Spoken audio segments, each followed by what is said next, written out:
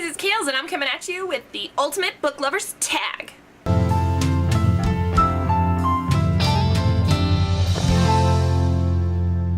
I was tagged by Amy over at Amy C Books to the Ultimate Book Lovers Tag, which I think was created by Sam, or at Sam's Nonsense, or she was tagged by Sam, whatever. I'll figure it out. Stuff down in the doobly-doo below. This has a lot of questions, so we're gonna go ahead and dive right in. Your top 3 favorite books? Harry Potter, I'll Give You the Sun, Extravaganza. That's what I'm gonna go with.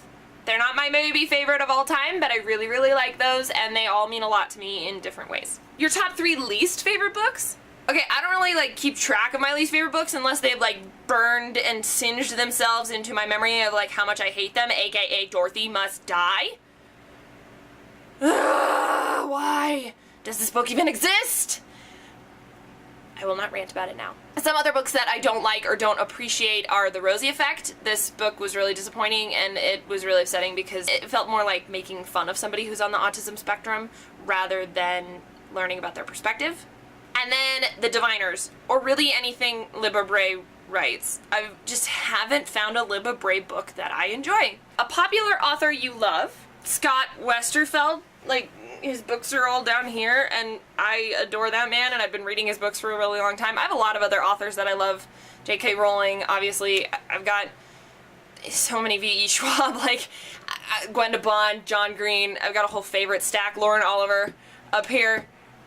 Just Shakespeare. There's a lot. A popular author that you don't love? Okay, well, I mentioned Libba Bray earlier, but I'm also going to throw in Cassandra Clare.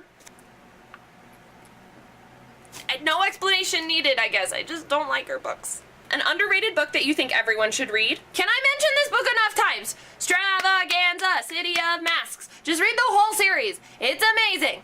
Seriously, guys, I don't even know if it's in print anymore. It has to be. I hope so.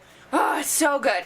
The first one is about this boy named Lucien who has cancer, who gets an item from his father that he found at a garage sale, and when he falls asleep with it in his hands, it takes him back to 17th century Italy style place, much like Venice, called Belicia, and things ensue, and there's adventures and women dressing up as men and murder and magic, and it's awesome! And there's 6 books!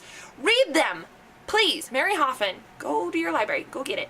A series you won't finish? Mrs. Peregrine's Home for Peculiar Children. I won't do it. I read the first one, and I just was kinda I bought Hollow City, and I tried, not really, and by that I mean it just sat on my bookshelf, and then I just had no interest in Library of Souls either. Earliest bookish memory? I learned to read at a very young age. I was 2 when I started memorizing words, and because I memorized words, I didn't really learn phonics at all, so I'm a really bad speller, and I also am really terrible at sounding out words, the words that I've never heard out loud that I just read in books, I have my own pronunciations for, and so I screw them up a lot. Even though that's the case, I remember very early on in kindergarten when there were kids getting in trouble, the teacher would sit me in this blue rocking chair and tell me to read aloud to the class. And it was one of my favorite things to do because I got to be in charge of the classroom and I got to read. Who doesn't love that? Favorite bookish memory? I gotta say, all of those Harry Potter things I went to. In 4th grade, I had my palm read at one Harry Potter thing. I got to volunteer at a Harry Potter thing at the library several times. I've done Harry Potter things at the library now as an adult, and the movie marathons we'd go to, and my cousin won tickets to see the premiere, a special screening of Harry Potter and the Chamber of Secrets when that came out, and we all had time turners and Harry Potter. I grew up with it, and I think about all the book releases and waiting in line, and camping out, and how we would try and find which bookstores were the best to go to get them early, and we'd stay up late and my family would read them, just any and all thing Harry Potter, truly. Your favorite genre to read? I gotta say urban fantasy. I really like the combination of our world but adding a little something special like magic in it and building off of that and this sort of secret thing that's going on in the real world, and I enjoy that more than almost anything else. Your least favorite genre to read? Horror. Anything that makes me cringe or makes me scared. I don't want to touch it. One difficult or important book you're glad to have read? East of Eden by John Steinbeck. It's absolutely one of my favorite classics, so to speak. I love the concept of Timshel. I've written about it in many plays and things, and I always said that if I was ever going to get a tattoo, it was going to be of Timshel, but I still can't fathom the idea of getting a tattoo. I love East of Eden, and I want to reread it. I'm also going to tack on Life of Pi, because I'm really proud of that book and I really love that one too. And I didn't mention it in my top 3, but it's up there. Favorite childhood book? Anything written by Emily Rhoda. her Del Toro Quest series, her Fairy Realm series, Rowan of Rin. But I loved, like, Magic Treehouse, too. I wasn't a big Babysitter Club fan or Boxcar Children, but those, like, first chapter books, Emily Rota's, were some of my favorites. Your favorite book cover? I don't have, like, a single favorite, but the one that comes to mind is I'll Give You the Sun by Jandy Nelson. It's beautiful and bumpy, and I love it, and it's orange on the inside, which is my favorite color, and it doesn't get much better than that. Ugly book cover?